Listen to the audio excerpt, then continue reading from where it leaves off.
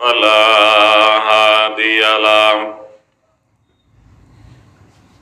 وأشهد أن لا إله إلا الله وحده لا شريك له وأشهد أن محمدا عبده ورسوله الذي أرسله الله تعالى بالحق بشيرا ونذيرا وداعيا إلى الله بإذنه وسراجا منيرا صلى الله تعالى عليه وعلى آله وصحبه وبارك وسلم تسليما كثيرا كثيرا.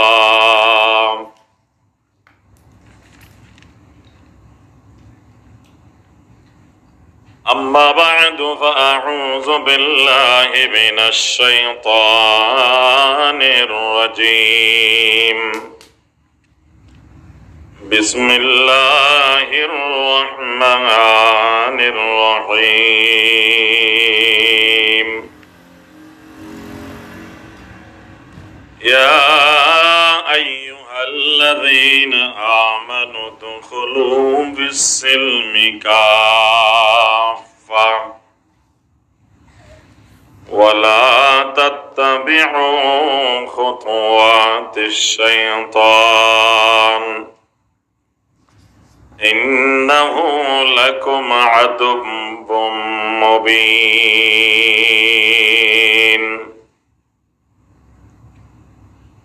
وقال تعالى اعدلوا هو أقرب للتقوى. وقال تعالى وشاورهم في الأمر فإذا عزمت فتوكل على الله.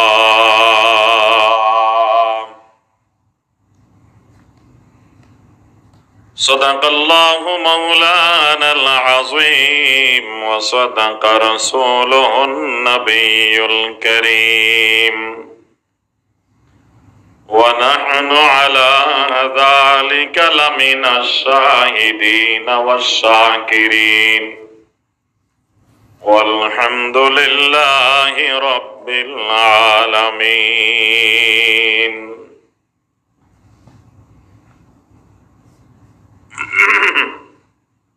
ফটিকছড়ি উপজেলার অন্তর্গত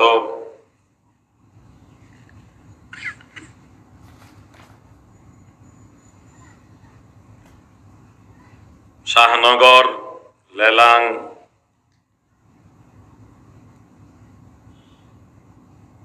আত-তাবলীগ কোরআন প্রচার সংস্থা ও গণপাঠাগারের উদ্যোগে আয়োজিত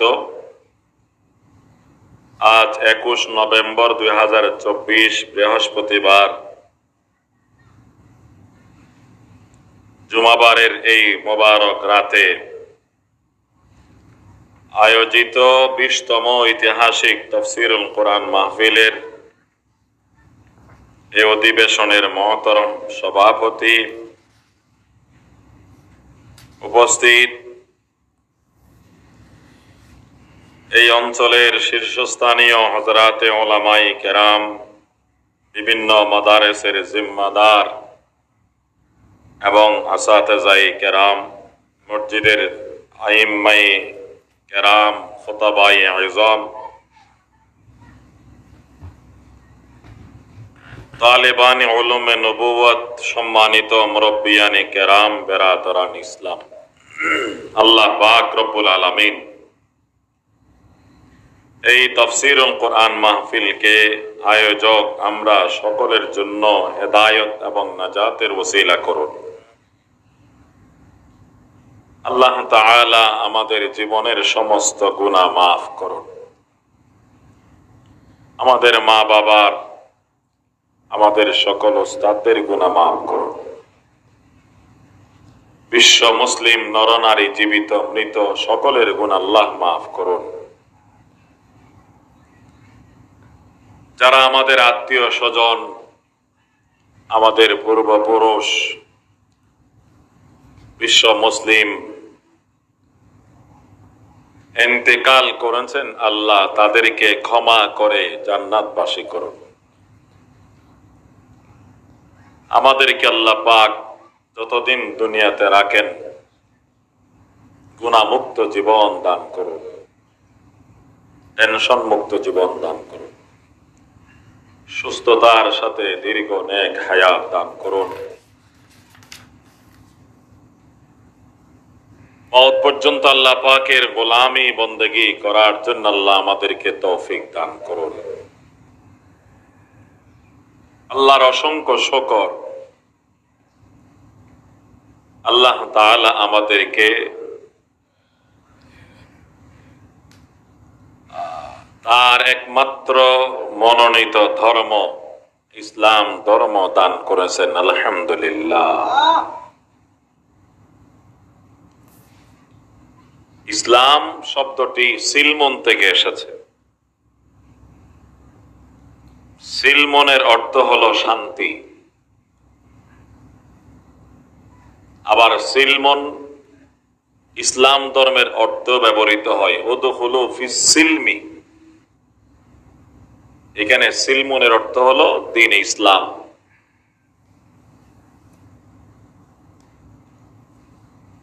তাহলে সিলমনের দুই অর্থ, এক অর্থ হলো আবেদনিক শান্তি, আর এক অর্থ হলো ইসলাম। এবং ইসলাম এটা বাবে ইফআলের মজদর। ইসলাম শব্দের অর্থ হলো তাও দুইটা। এক অর্থ হলো ইসলাম ধর্মের মধ্যে দাখিল হওয়া, মুসলিম হওয়া। আসলিম তাসলাম যেমন বলা হয়, হাদিসেও আছে। এখানে আসলিম অর্থ তুমি ইসলাম ধর্ম গ্রহণ করো, মুসলিম হয়ে যাও। তখন তাসলাম এটা সিলমন থেকে, সালামাতুন থেকে, তুমি শান্তি পাবে। ইসলামের দ্বিতীয় অর্থ হলো আত্মসমর্পণ করা, গরদন নেহাদন বতাআত।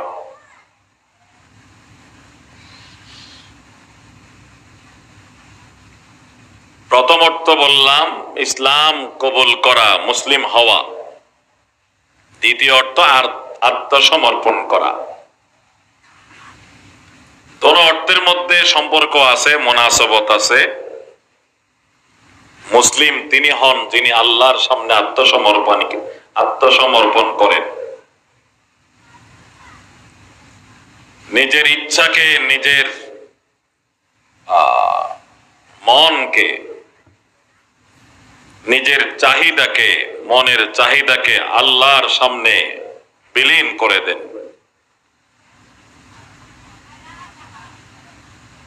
আমার কোনো ইচ্ছা নাই, আমার কোনো চাহিদা নাই, আল্লাহ যা চান তাই আমার চাওয়া। ওয়ামা তাশাউনা ইল্লা আন ইয়াশা আল্লাহ। প্রকৃত মুসলিম ওই ব্যক্তি যে নিজের চাওয়াকে বিসর্জন দেয় কার চাওয়ার সামনে? আল্লাহর চাওয়ার সামনে।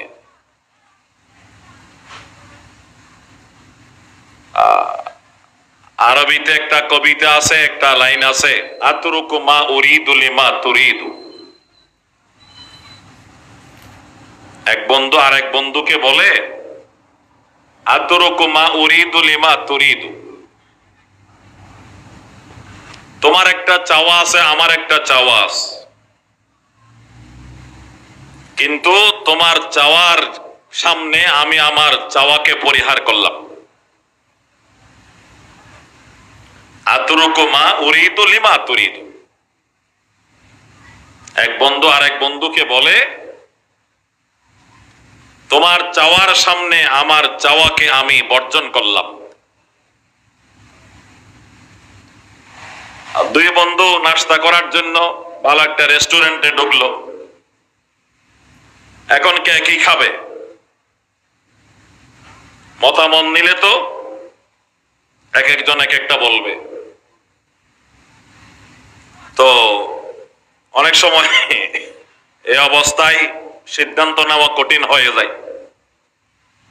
তা একজন যদি বলে বন্ধু তুমি যা চাও খেতে আমি তা চাই, তোমার চাওয়ার সামনে আমার চাওয়াকে আমি বিসর্জন দিলাম,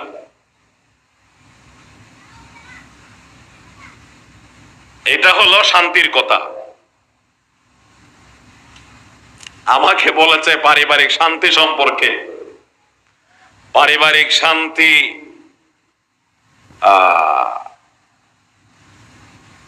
অর্জন হওয়ার তরিকা পদ্ধতি করণীয় বিষয় নিয়ে আলোচনা করতে এখনই উঠার আগে বললেন। যেমন মনে করুন একটা মেসাল দিয়ে আলোচনা শুরু করি।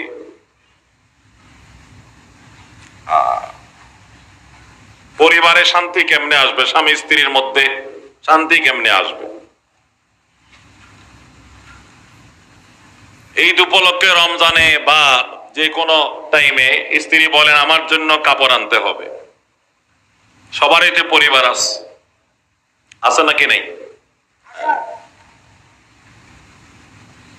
আম্বিয়ায়ে কেরামের ছিল, আউলিয়ায়ে কেরামের ছিল,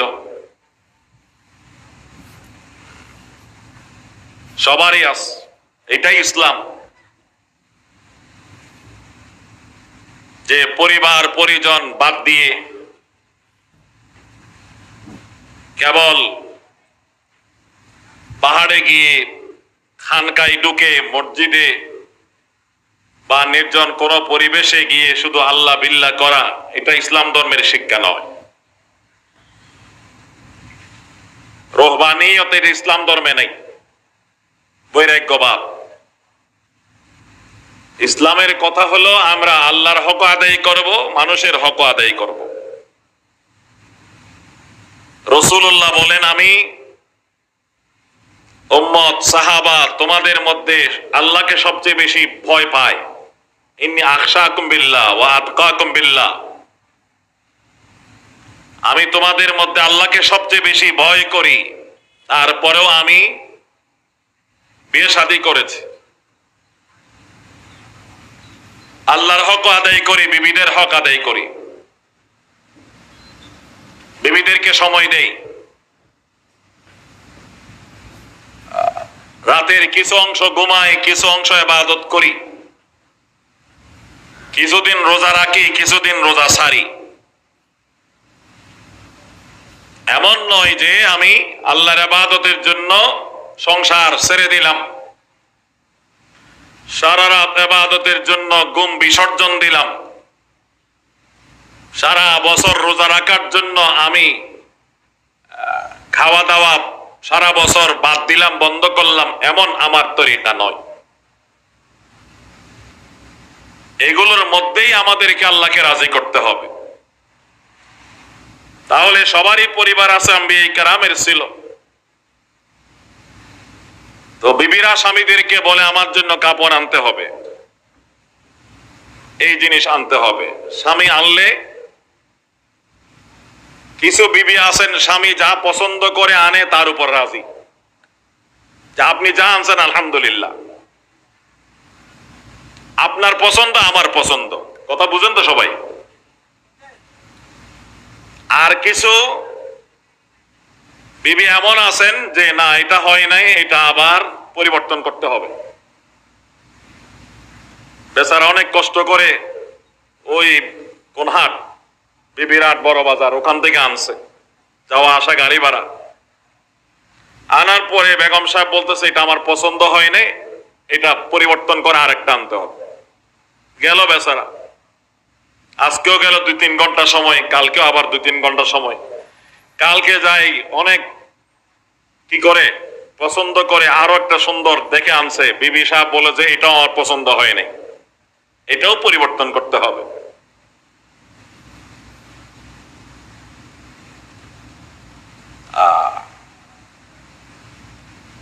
এখন আপনারা বলেন কোনটার মধ্যে শান্তি, কোনটার মধ্যে পারিবারিক সম্প্রীতি, পারিবারিক শান্তি কোন সুরতের মধ্যে? স্ত্রী যদি বলেন আপনার পছন্দ আমার পছন্দ, এটাতে শান্তি? না স্ত্রী যদি স্বামীকে বলে বারবার না এটা পরিবর্তন করে আরেকটা আনতে হবে, এটা পরিবর্তন করে আরেকটা আনতে হবে, সেটাতে শান্তি? নিশ্চয়ই প্রথমটাতেই শান্তি, প্রথমটাতেই শান্তি। মহিলারা মাইকের মাধ্যমে আওয়াজ শুনবেন, তারা বলবেন যে আপনি তো একতরফা কথা বলতেছেন। একতরফা নয়, আমি এটাও বলি। আবার মনে করুন আপনার বিবি আপনার জন্য একটা ভালো তার পছন্দ মতো রান্না করেছে, এখন আপনি বলতেছেন না এটা হয় নাই, মজা হয় নাই, এটা আমার পছন্দ হয় নাই। এটা শান্তি নয়, এটা অশান্তি।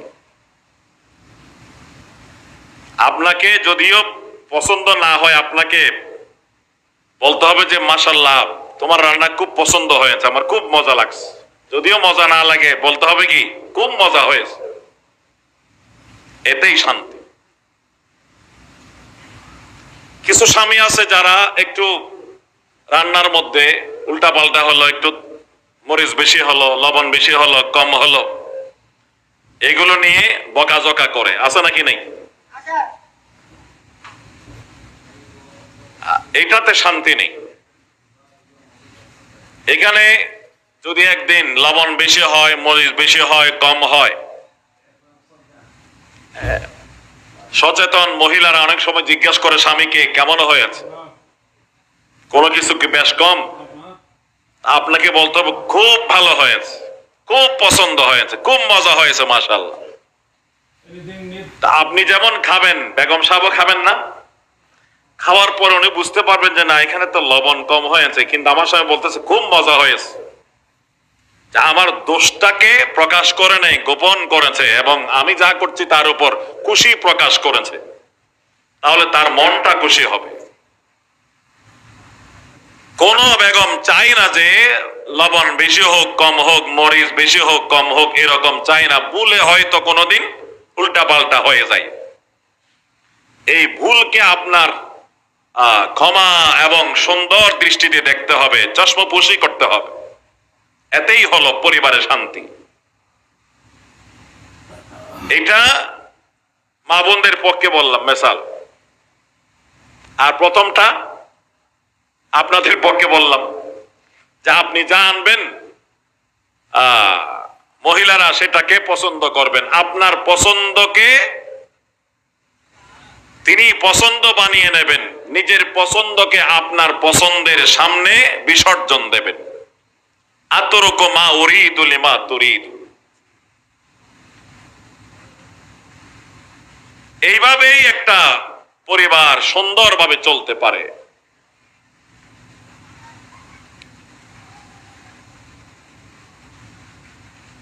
তো বলতেছিলাম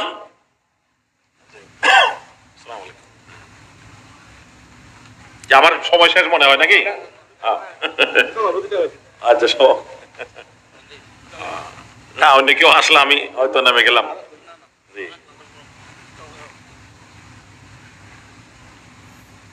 বলতেছিলাম ইসলাম শব্দ থেকে কথা। ইসলাম আত্মসমর্পণ করার নাম, এবং এটা সিলমন থেকে আসছে, যার অর্থ হলো শান্তি। আরেক অর্থ আবার ইসলামও আসে। তো ইসলাম ধর্ম আল্লাহ আমাদেরকে দিয়েছেন আমাদের শান্তির জন্য, না অশান্তির জন্য?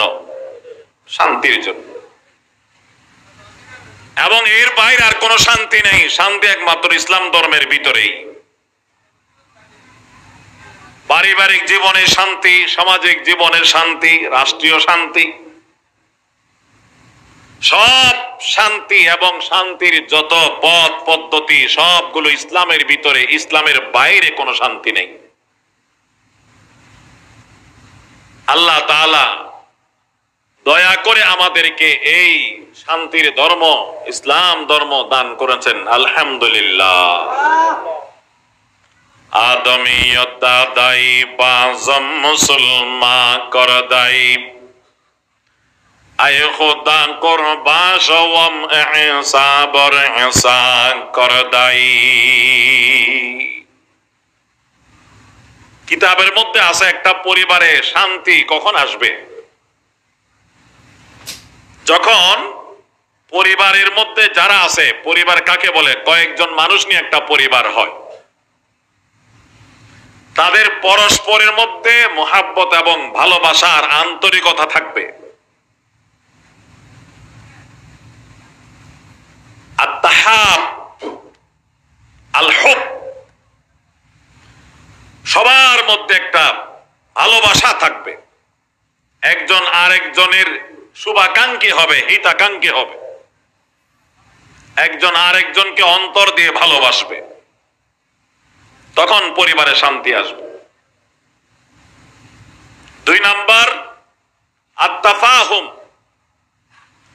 পরিবারে যারা আছেন তাদের মধ্যে যে কোনো বিষয়ে বোঝাপড়া থাকবে। এটা একটা সমাজ, এটা একটা রাষ্ট্র, এটা ছোট্ট একটা রাষ্ট্র, ছোট্ট একটা সমাজ, আপনার 2-4 জনের, অথবা আর কেউ নেই, স্বামী স্ত্রী 2 জনের একটা রাষ্ট্র, 2 জনের একটা সমাজ। এখানে 2 জনের মধ্যে বোঝাপড়া থাকতে হবে এবং আত-তাশাবুর, যে কোনো বিষয়ে একজন আরেকজন সাথে পরামর্শ করবে এবং একজন আরেকজন থেকে পরামর্শ নেবে। এইভাবেই একটা পরিবার সুন্দরভাবে চলতে পারে এবং এইভাবে চললেই পরিবারে শান্তি আসতে পারে। এবং এখানে সবাই মিলে একজনকে আমির মানবে, একজন আমির লাগবে। ইসলামে ছোট বড় কোনো বিষয় বাদ দেওয়া হয় নাই, সব কিছু বলে দেওয়া আছে। রাসূল করিম সাল্লাল্লাহু আলাইহি ওয়াসাল্লাম বলেন, 2 জন মানুষ সফরে বের হলে সেখানেও একজনকে আমির বানাবে। 3 জন মানুষ সফরে বের হলে পরামর্শ করে একজনকে আমির বানাবে। এতেই শান্তি এবং এতেই আরাম। আপনারা 3 জন শহরে যাবেন, 3 জন এখান থেকে কালকে সকালে বাদ ফজর হাটাজারি মাদ্রাসার সবাই যাবেন, পরামর্শ হল 3 জনের মধ্যে একজনকে আমির বানাই নিতে হবে। কেন? আমির যদি না বানান, জংকার যাওয়ার পরে একজন বলবে বাসে উঠি, আরেকজন বলবে সিএনজিতে উঠি, আরেকজনে বলবে লোকাল কারে উঠি। 3 জন 3 রকমের মতামত দিলে কেউ কাউকে না মানলে এখানে একসাথে যাওয়া হবে? যাওয়া হবে না। যাওয়ার আগেই একজনকে আমির বানিয়ে নেবে যে মতামত দেওয়া যাবে, তবে একজনের কথা চূড়ান্ত, উনি যা বলেন তা আমরা বাকি 2 জনে শুনবো। আমির সাহেব বাকি 2 সাথীর সাথে পরামর্শ করবেন, তো পরামর্শের মধ্যে 2 জনের 2 রকম মতামত আসতে পারে। সর্বশেষ যাকে আমির বানাবো তিনি যা বলবেন এটাই চূড়ান্ত। আল্লাহ তাআলা বলেন, ওয়াশাবিরহুম ফিল আমর ফাইদা আযামতা ফাতাওয়াক্কাল আলাল্লাহ।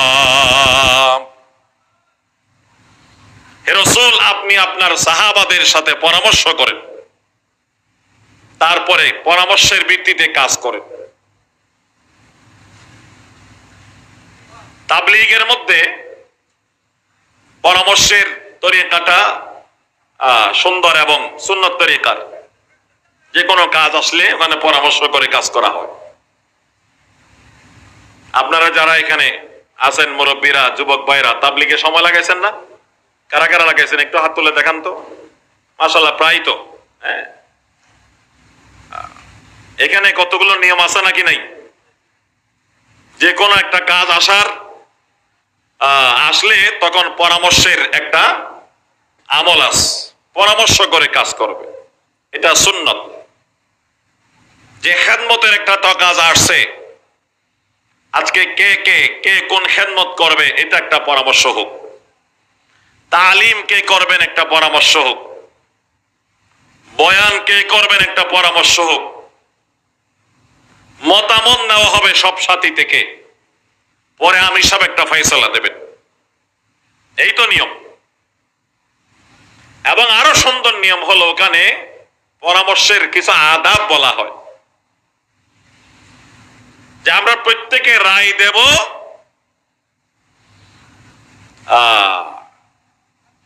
রায় দেওয়ার পরে আমার রায় আমি সব অ্যাকসেপ্ট করতেও পারেন নাও পারেন। আমার রায় যদি গ্রহণ হয় তাহলেও ভালো, গ্রহণ না হলেও ভালো। নাকি আমার রায় কেন গ্রহণ হলো না, আমার রায় কেন মানা হলো না, আমি এখানে নাই, এটা কি সুন্নত না এটা বেদাত? এটা না জায়েজ কাজ। সুন্নত হলো আমি আমার রায় দেব, শেষ, আমার দায়িত্ব, এইবার আমির সাহেব যেটা ফয়সালা দেন।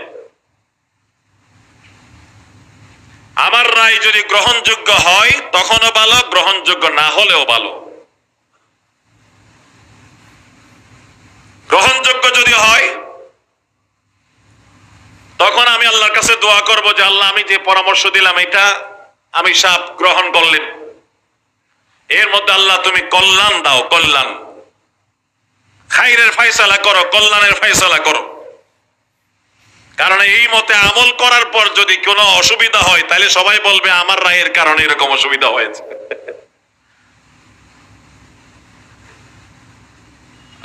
কত সুন্দর সুন্দর কথা। ওখানে যেরকম পরিবারটাও সেরকম, রাষ্ট্র চলে সেরকম, একটা প্রতিষ্ঠানও চলবে সেরকম। সবার কাছ থেকে মতামত নিয়ে আমি সব একটা রায় দেবেন। তাহলে একজন আমির লাগবে কি লাগবে না? একজন আমির লাগবে। আমির কেউ না থাকলে তখনও চলবে না, সবাই যদি আমির হয় তখনও চলবে না। তিনজন সবাই বলে আমরা আমির, তাহলে কার কথা কে শুনবে? মামুর কে হবে? আর যদি কেউ আমির না হয় তাহলে এখানে ফয়সালা কে দেবেন, নেতৃত্ব কে দেবেন? স্বামী স্ত্রী দুইজনের একটা সংসার, দুইজনের একটা সংগঠন, দুইজনের একটা আপনার একটা পরিবার। এখানে আল্লাহ পাক রব্বুল আলামিন বলতেছেন কে আমির হবে কে মামুর হবে, আল্লাহ নিজেই ফয়সালা করে দিয়েছেন।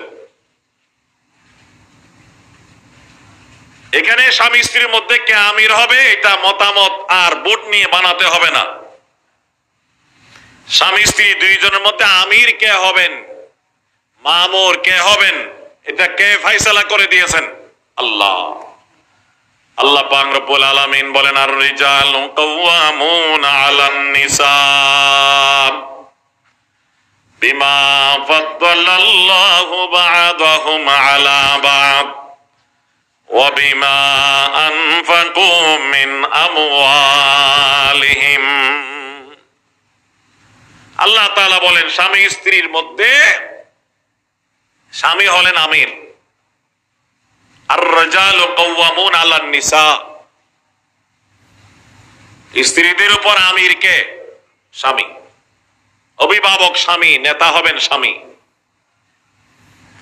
স্বামীর কথা মতে স্ত্রীকে চলতে হবে। এখন মহিলারা যদি প্রশ্ন করে কেন এক সেটি আমাদের থেকে মতামত না নিয়ে পুরুষকে, আমাদের স্বামীদেরকে আমির বানিয়ে দেওয়া হলো, পুরা জীবন একা সে আমির থাকবে, এরকম কেন করা হলো? এটা তো বৈষম্য। এখন সারা দেশে বৈষম্য বিরোধী আন্দোলন চলতেছে। এক বছরে 12 মাস 6 মাস স্বামীর যদি আমির থাকেন, 6 মাস আমি স্ত্রী আমির থাকবো। 20 বছরের সংসার, 10 বছর স্বামী যদি আমির থাকে, 10 বছর আমি স্ত্রী আমির থাকবো। তখন হবে বৈষম্যহীনতা। এই সুরতের মধ্যে তো সারা জীবন যদি স্বামী আমির তাকে, আমি মামুর তাকে, তাহলে তো এখানে সারা জীবন ইসলাম বৈষম্য করেছে আমাদের সাথে, বৈষম্যমূলক আচরণ করেছে আমাদের সাথে। আল্লাহ পাক রব্বুল আলামিন বলেন,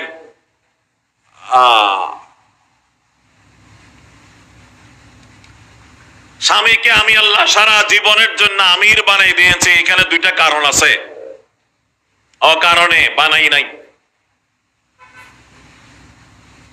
আর এখানে বৈষম্যহীনতার প্রশ্ন আসবে না। বৈষম্যহীনতার প্রশ্ন আসবে কোথায়? যেখানে দোনোজনের অধিকার সমান সমান, দোনোজনের যোগ্যতা সমান সমান, দোনোজনের আওসাফ এবং গুণাবলী সমান সমান, দোনোজনের হুকুক এবং অধিকার সমান সমান। সেই ক্ষেত্রে যদি বেশকম করা হয় তখন হয় বৈষম্যতা। এখানে তো সর্বক্ষেত্রে স্বামী এবং স্ত্রী, নারী এবং পুরুষ সমান সমান নয়। বাবার দুই ছেলে আছে, দুই ছেলে সর্বদিক দিয়ে সমান। এই জন্য বড় ছেলে বাবার মিরাজ যা পাবে, ছোট ছেলেও তা পাবে। বাবার এক ছেলে আছে, এক মেয়ে আছে। এখানে ছেলে মেয়ে, বাবার ছেলে মেয়ের মধ্যে ভাই বোনের সম্পর্ক, ভাই বোনের মধ্যে সর্বদিক দিয়ে সমান নয়। এই কারণে মিরাজ বন্টনের ক্ষেত্রে ভাই এবং বোন সমান পাবে না। কেন সমান নয়? কেন? দুই ভাই যদি সমান হয়, ভাই এবং বোন সমান না হয়ে বেশকম হবে কেন? বেশকম হওয়ার কারণ হচ্ছে ইসলাম পুরুষদেরকে কিছু দায়িত্ব দিয়েছে যেগুলো মহিলাদেরকে দেয় নাই।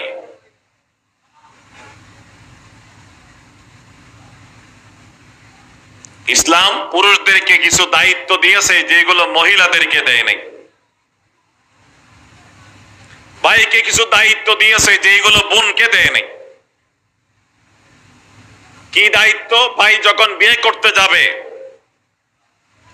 বিয়ের দিন ভাইকে নগদ তার বিবির হাতে মোহর দিতে হবে। বোন যখন, বোনের যেদিন বিয়ে হবে, বোন বিয়ের দিন বোনের জামাই থেকে নগদ মোহর পাবে। বেশ কম আছে নাকি নেই? ভাই এবং বোন দোনোজনের মধ্যে বেশ কম কি বুঝাইতেছে? ভাই যখন বিয়ে করতে যাবে, বেশি না অধিক 1 লাখ টাকাও যদি মোহর নির্ধারণ করা হয়, ভাইকে নিজের পকেট থেকে নিজের স্ত্রীর কাছে 1 লাখ টাকা মোহর পেমেন্ট করতে হবে তার বিয়ের দিন। অন্যান্যগুলো বাদ দিলাম, 1 লাখ টাকা বিবির হাতে মোহর দেওয়ার জন্য 1 লাখ টাকা খরচ আছে, একটা বললাম। ওই তারিখে যদি বোনেরও বিয়ে হয়, সকালবেলা ভাইয়ের বিয়ে, বিকালবেলা বোনের বিয়ে, জোহরের নামাজের পর ভাইয়ের আগদ হয়েছে, আসরের নামাজের পরে বোনের আগদ। জোহরের নামাজের পর ভাইয়ের যখন আগদ হয়, ভাইকে 1 লাখ টাকা পকেট থেকে নিজের বিবির হাতে দিতে হয়েছে। আসরের নামাজের পর বোনের আগদ হয়েছে, বোন আসরের আগ পর্যন্ত ছিল নিঃস্ব, হাতে কি টাকা পয়সা নেই। আগদের টাইমে বা আগে পরে বেশি বাদ দিলাম, এই বোন তার জামাইয়ের কাছ থেকে 1 লাখ টাকা মোহর বাবদ ক্যাশ হাতে পাবে, 1 লাখ টাকার মালিক হয়ে যাবে। ভাইয়ের পকেট থেকে 1000 টাকা খরচ হবে, বোনের পকেটে 1 লাখ টাকা ঢুকবে। বেশ কম আছে নাকি নেই? হ্যাঁ, বেশ কম আছে। একটা মিসাল দিলাম, একটা। এই জন্য ইসলাম সব জায়গায় সমান অধিকারের কথা বলে না। ইসলাম ন্যায্য অধিকারের কথা বলে। কোন অধিকার? ন্যায্য অধিকারের কথা বলে। কার কতটুকু প্রয়োজন সেটার কথা বল। তাহলে বাবার ছেলে যখন বিয়ে করতে যাবে তার খরচ আর খরচ, বাবার মেয়ে যখন বিয়ে করতে যাবে তার কেবল লাভ আর লাভ। বাবার ছেলে যখন বিয়ে করতে যাবে 1 নম্বর স্ত্রীকে মোহর দিতে হলো, 2 নম্বর ঘর যদি থাকে ভালো, ঘর যদি না থাকে ইসলাম বলে যে তোমার বউকে এনে ঢুকানোর জন্য কমপক্ষে তুমি একটা বাসা ভাড়া নাও, একটা রুম হলো স্পেশাল ভাড়া নাও, ভাড়া নিয়ে ওখানে তোমার বিবিকে তোলো। এই বাসা ভাড়া কাকে দিতে হবে? বাবার ছেলেকে দিতে হবে। আবার বাবার মেয়ে যখন ও হয়ে আরেক ঘরে যাবে তখন ওই তার স্বামীকে ঘর ভাড়া দিতে হবে, এই মেয়েকে কোনো ঘর ভাড়া দিতে হবে না। এরপরে রাতে যখন খানার টাইম হলো, ছেলে বউ ঘরে আনলো, ঘরে রান্না বান্না করা থাকলে ভালো, রান্না বান্না করার জন্য হয়তো ছেলেকে বাজার করে আনতে হবে। আর যদি বলে যে না এখানে রান্না বান্না করার কিছু নাই, তাহলে ঝংকার গিয়ে বিবিরান গিয়ে হোটেল থেকে ভালো মানের খানা কিনে এনে নিজের বিবিকে খাওয়াতে হবে। কার দায়িত্ব? ছেলের দায়িত্ব। ওখানে 500 টাকা খরচ আছে তা। আর বাবার মেয়ে যখন বউ হয়ে আরেকজনের ঘরে গেল, শুধু সে বসে থাকবে, টাইম মতে খানা পৌঁছাই দেওয়া স্বামীর দায়িত্ব, বাসা ভাড়া দেওয়া স্বামীর দায়িত্ব, চা নাস্তার ব্যবস্থা করা স্বামীর দায়িত্ব, কাপড় কেনার দায়িত্ব স্বামীর কাঁধের উপর। মেয়েকে কাপড়ও কিনতে হবে না, বাসা ভাড়াও দিতে হবে না, খানা নাস্তার খরচও দিতে হবে না। আর বাবার ছেলে যখন বিয়ে করতে যাবে বিবিকে নগদ মোহর দিতে হবে, খানার টাইমে বিবিকে খানা দিতে হবে, নাস্তার টাইমে নাস্তা দিতে হবে, কাপড় না থাকলে কাপড় কিনে দিতে হবে, ঘর না থাকলে বাসা ভাড়া করে বাসার ভাড়া আদায় করতে হবে। সব খরচের দায়িত্ব হলো বাবার ছেলের কাঁধের উপর। বাবার যে মেয়ে, মেয়ের কাঁধের উপর কোনো খরচের দায়িত্ব নাই। এই কারণে আল্লাহ বলেন বাবার সম্পদ বাবার ছেলেকে ডবল দাও, বাবার সম্পদ বাবার মেয়েকে সিঙ্গেল দাও। ইউসিকুমুল্লাহু ফি আওলাদিকুম লিয-যাকারি মিথলু হাযযিল উনসায়াইন। কি বলতেছিলাম? আপনার স্বামী স্ত্রীর মধ্যে আল্লাহ তাআলা স্বামীকে সারা জীবনের জন্য আমির বানাই দিলেন। আর রিজাল কাওয়ামুনা আলান নিসাই বিমা ফাদ্দালাল্লাহু বা'দাহুম আলা বা'দ ওয়া বিমা আনফাকু মিন আমওয়ালিহিম। আল্লাহ তাআলা বলেন 2 কারণে স্বামীদেরকে আমি স্ত্রীদের অভিভাবক এবং আমির বানাই দিয়েছি। 1 নম্বর কারণ, আমি আল্লাহ স্বামীদেরকে পুরুষদেরকে নারীদের উপর মর্যাদা দান করেছি। মর্যাদা বিমা ফাদ্দালাল্লাহু বা'দাহুম আলা বা'দ। আল্লাহ তাআলা পুরুষদেরকে নারীদের উপর মর্যাদা দান করেছেন। এমন কিছু আল্লাহ পাক পুরুষদেরকে মর্যাদা দান করেছেন, এমন কিছু খুশুসিয়ত দান করেছেন যেগুলো মহিলাদেরকে আল্লাহ তাআলা দান করেন নাই।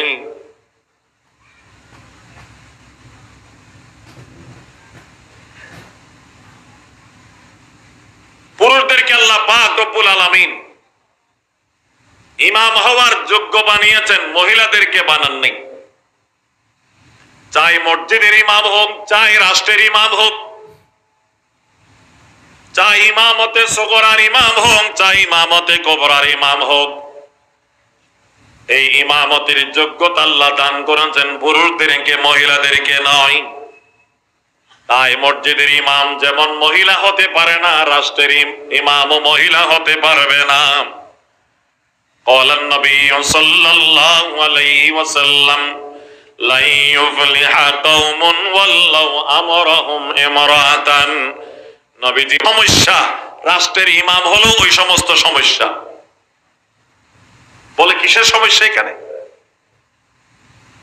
একটা বলি যদি মসজিদের ইমাম মহিলা হয় প্রতি মাসে 3 দিন নামাজ বন্ধ রাখতে হবে প্রতি মাসে কয় দিন 3 দিন নামাজ মসজিদের বাইরে নোটিশ দিয়ে বলতে হবে ইমাম সাহেব অসুস্থ 3 দিন নামাজ হবে না কমপক্ষে কয় দিন আকাল্লুল হাইজে সালাসাতু আইয়াম ওয়া আকসারুহু 10 আইয়াম মহিলাদের মাসিক পিরিয়ড হয় প্রতি মাসে হয় তার সর্বনিম্ন সময় হলো 3 দিন সর্বোচ্চ সময় হলো 10 দিন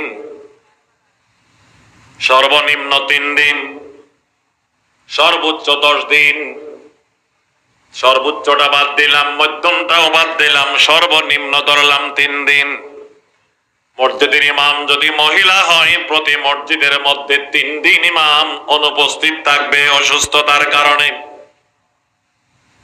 3 দিন নামাজ বন্ধ রাখতে হবে আর যদি 10 দিন অসুস্থ হয় 10 দিন ইমামতি করতে পারবে না 10 দিন নামাজ বন্ধ থাকবে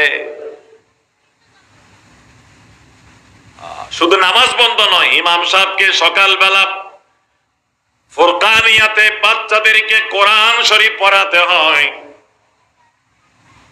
ওই ফুরকানিয়ার ইমাম মসজিদের ইমাম যদি মহিলা হয় কোরআন শিখাতে পারবে না বাচ্চাদেরকে মাসিকের অবস্থায়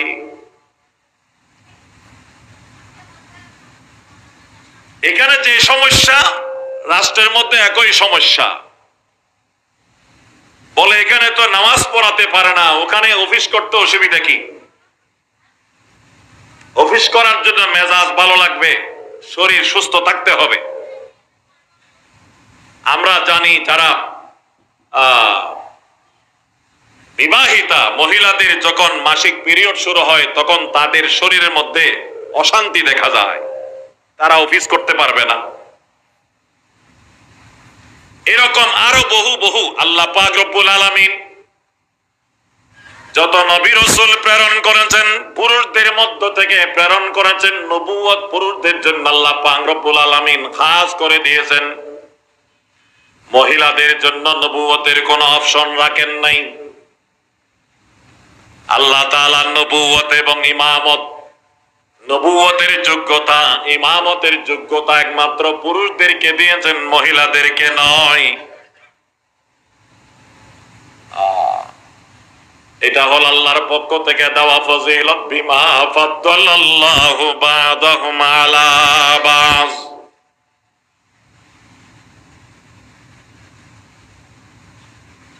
এটা তো আল্লাহর দেওয়া ফজিলত এবং শরীর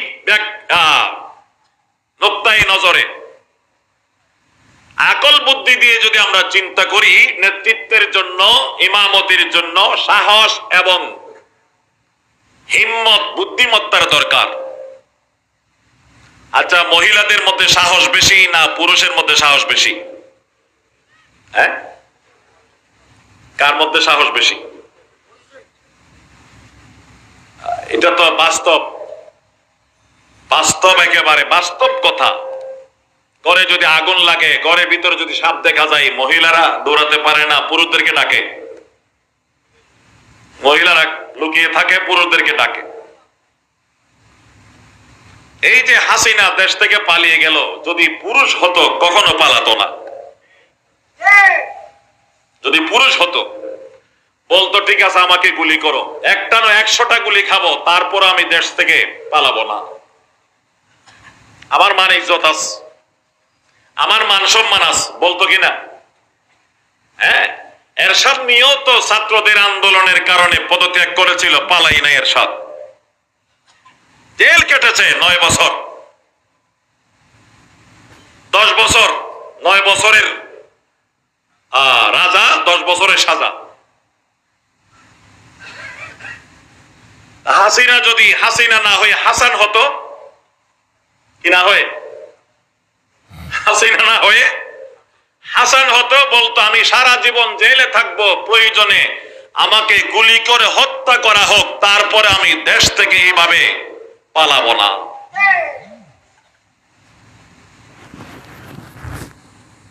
তাহলে মহিলা খুব সাহসী, এটা প্রমাণ হলো না সাহস কম প্রমাণ হলো? সাহস কম প্রমাণিত।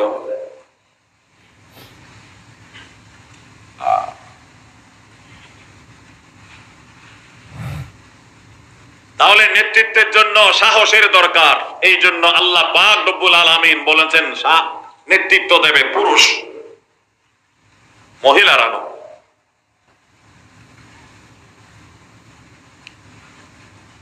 এইভাবে আকল বুদ্ধি, রাসূল বলেন হুন্না নাকিসাতু আকলিন ওয়া দীনিন, দিন হিসাবে যেমন মহিলারা দুর্বল, আকল বুদ্ধির দিক দিয়েও মহিলারা দুর্বল। এই যে পালানোর দ্বারা হাসিনার যেমন সাহসের কমতি প্রমাণিত হয়েছে, আকলের কমতিও প্রমাণিত হয়েছে। যদি তার পরিপূর্ণ আকল থাকতো, বলতো যে আমাকে গুলি করো, ওয়াকারুজ্জামানকে বলতো আমাকে গুলি করো, তারপর আমি পালাবো না। আকলের কমতি। রাসূলের পাকের হাদিস অক্ষরে অক্ষরে সত্য প্রমাণিত হচ্ছে। হুন্না নাকিসাতু আকলিন ওয়া দীনিন, রাসূল বলেন মহিলাদের আকল কম, মহিলাদের দ্বীন ধর্ম এবং ইবাদত কম। ইবাদত কম কেন? ওই যে প্রতি মাসে 3 দিন নামাজ পড়তে পারে না, রোজা রাখতে পারে না। আকল কম কেন? এই প্রশ্ন যখন রাসূলকে করা হয়, রাসূল বলেছিলেন দেখো না তোমরা, আল্লাহ পাক কোরআনে বলেছেন সাক্ষী যে 2 জন লাগে পুরুষ, ওখানে এক পুরুষ আছে আরেক পুরুষ নাই, তাহলে এক পুরুষের পরিবর্তে 2 জন মহিলা লাগবে, আল্লাহ বলেছেন। মহিলা 2 জন লাগবে কেন? আল্লাহ কারণও বলে দিয়েছেন, আন তাদিল্লা ইহদাহুমা ফাতুযাক্কিরু ইহদাহুমা আল-উখরা, একজন ভুলে গেলে আরেকজন যেন তাকে স্মরণ করাই দিতে পারে। আরো ব্যাখ্যা আছে, আরো কথাবার্তা আছে তাফসীরের কিতাবে। বারহাল আল্লাহ একটা কারণ বলেন পুরুষকে স্বামীকে আমির বানাই দেওয়ার পিছনে, বিমা ফাদ্দালাল্লাহু বা'দাহুম আয়ার রিজাল আলান নিসা, পুরুষদেরকে নারীদের উপরে আল্লাহ তাআলা ফজিলত দিয়েছেন, এই কারণে পুরুষ এবং স্বামী হবে সারা জীবনের আমির। 2 নম্বর কারণ ওয়া বিমা আনফাকু মিন আমওয়ালিহিম, আল্লাহ তাআলা বলেন স্বামীরা সারা জীবন নিজেদের মাল, টাকা পয়সা বিবিদের জন্য খরচ করে, মোহরের টাকা খরচ করে, বাসা ভাড়া খরচ করে, কাপড় চোপড়ের জন্য টাকা খরচ করে, খানা পিনার জন্য টাকা খরচ করে। ওয়া বিমা আনফাকু মিন আমওয়ালিহিম, স্বামী শুধু খরচ করে, স্বামী শুধু দিতেই থাকে আর স্ত্রীরা শুধু নিতেই থাকে। বিয়ের দিন নগদ মোহর স্বামী দেয়, স্ত্রী নেয়। পুরা মাসের ভরণ পোষণ স্বামী আদায় করে, স্ত্রী গ্রহণ করে। মাসের শেষে বাসা ভাড়া স্বামী আদায় করে, স্ত্রী গ্রহণ করে। বছরে কমপক্ষে 2 জোড়া 3 জোড়া কাপড়, কমপক্ষে 3 জোড়া কাপড় স্বামী স্ত্রীকে দেবেন, আর স্ত্রী সেটা গ্রহণ করবেন। স্বামীর হাত হলো দাতার হাত, আর স্ত্রীর হাত হলো গ্রহীতার হাত। ক্বালান নবী সাল্লাল্লাহু আলাইহি ওয়াসাল্লাম আল ইয়াদুল উলিয়া খায়রুম মিনাল ইয়াদিস সুফলা, রাসূল বলেন দাতার হাত হলো উত্তম গ্রহীতার হাতের তুলনায়। স্বামীর হাত হলো দাতার হাত, স্ত্রীর হাত হলো গ্রহীতার হাত। দাতার হাত উপরে থাকে না গ্রহীতার হাত উপরে থাকে? হ্যাঁ, দাতার হাত। ভিক্ষুক যে ভিক্ষা চাই, আপনি ভিক্ষুককে 10 টাকা 20 টাকা দিলেন, আপনার হাত উপরে থাকতে হবে, ভিক্ষুকের হাত নিচে থাকতে হবে। আপনার হাত যদি নিচে হয়, ভিক্ষুকের হাত উপরে হয়, টাকা নিচে পড়ে যাবে, ভিক্ষুকের হাতে যাবে না। আলিয়াদুল উলিয়া খায়রুম মিনাল ইয়াদিস সুফলা। রাসূল বলেন উপরের হাত উত্তম নিচের হাতের তুলনায়, অর্থাৎ দাতার হাত উত্তম গ্রহীতার হাতের তুলনায়। তেমনি ভাবে দাতা উত্তম গ্রহীতার তুলনায়। হাত হলো জুজ, পুরা মানুষ হলো কুল। জুজ যখন আফজল হলো, কুল অবশ্যই আফজল হবে। দাতার হাত যেমন গ্রহীতার হাত থেকে উত্তম, দাতার জাত গ্রহীতার জাত থেকে উত্তম। আলিয়াদুল উলিয়া খায়রুম মিনাল ইয়াদিস সুফলা। সারা জীবন স্বামী দেন আর স্ত্রী গ্রহণ করেন। আল্লাহ তাআলা বলেন এক নম্বর কারণ তো আমি স্বামীকে ফজিলত দিয়েছি বিভিন্ন বিষয়ে, পুরুষকে নারীদের উপর। দুই নম্বর পুরুষ স্বামী স্ত্রীর জন্য সারা জীবন নিজের মাল খরচ করে, মোহর দে, নফকা দে, সুকনা দে, কিসুয়া দে। এই দুই কারণে আমি স্বামীদেরকে আমির বানাই দিলাম স্ত্রীদের। আর রিজালুন কাওয়ামুনা আলান নিসা বিমা ফাদ্দালাল্লাহু বা'দাহুম আলা বা'দ। তাহলে এখানে স্বামী স্ত্রীর মধ্যে কে আমির হবে আর ভোট দিয়ে নির্বাচন করতে হবে না। আল্লাহ নিজেই বলে দিয়েছেন স্বামী সারা জীবনের আমির, স্ত্রী সারা জীবনের মামুরা। তাই পারিবারিক বিষয়ে স্বামীর কথা হলো চূড়ান্ত। হ্যাঁ, রাসূল করিম সাল্লাল্লাহু আলাইহি ওয়াসাল্লামের সুন্নাত, আল্লাহর নবী নিজের বিবিদের সাথে পারিবারিক বিষয়ে পরামর্শ করতেন। এমনকি সাহাবাদের বিভিন্ন বিষয়ে, রাজনৈতিক বিষয়ে, রাষ্ট্রীয় বিষয়ে, জিহাদের বিষয়ে আল্লাহর নবী পরামর্শ করতেন। নবীগণ নিজের বিবিদের সাথে পরামর্শ করতেন, বিবিরা পরামর্শ দিতেন। ওই পরামর্শ যদি মুনাসিব মনে হতো, নবীগণ আমাদের নবী ও বিবির পরামর্শ গ্রহণ করতেন। সাহাবায়ে কেরাম ওই রকম, তামাম আউলিয়ায়ে কেরাম ওই রকম। বিশ্ব মুসলিম আমাদেরকে আল্লাহ তাআলা বলেন তোমরাও পারিবারিক বিষয়ে বা অন্য যে কোনো বিষয়ে, ঘরের কোন অনুষ্ঠানের বিষয়ে বিবিদের সাথে পরামর্শ করবে, তবে চূড়ান্ত রায় স্বামী যা দেবে তা বিবিকে মানতে হবে। ওয়াশাবিরহুম ফিল আমর ফাইযা আযামতা ফাতাওয়াক্কাল আলাল্লাহ।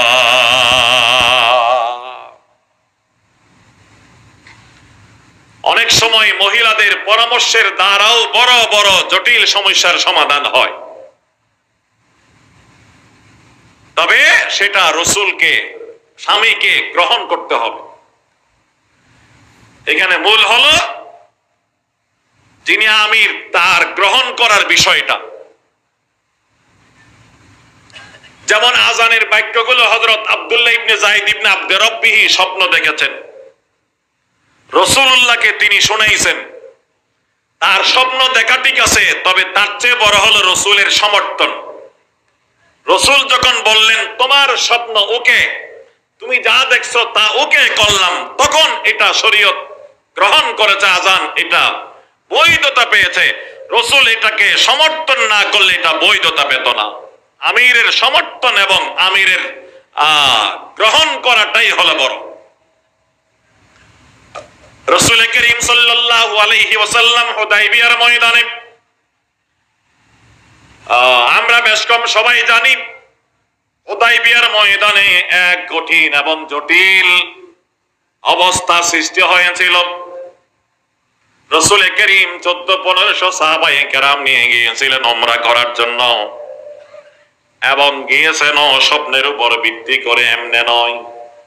আল্লাহ তাআলা স্বপ্ন দেখালেন রাসূলকে, তিনি সাহাবায়ে কেরামের বড় কাফেলা নিয়ে মক্কায় গেলেন, নিরাপদে উমরা করে নিরাপদে ফিরে আসলেন। কোন সাহাবী মাথার চুল মুন্ডাই ফেললেন, কোন সাহাবী মাথার চুল ছোট করলেন, নিরাপদে তারা চলে আসলেন। এই স্বপ্নের উপর ভিত্তি করে রাসূল যাওয়ার সিদ্ধান্ত নিলেন, এলান করলেন, সাহাবারাও রাজি হয়ে গেল। কিন্তু লম্বা ঘটনা, হুদাইবিয়ার ময়দান পর্যন্ত যাওয়ার পরে আর সামনে যাওয়া সম্ভব হলো না।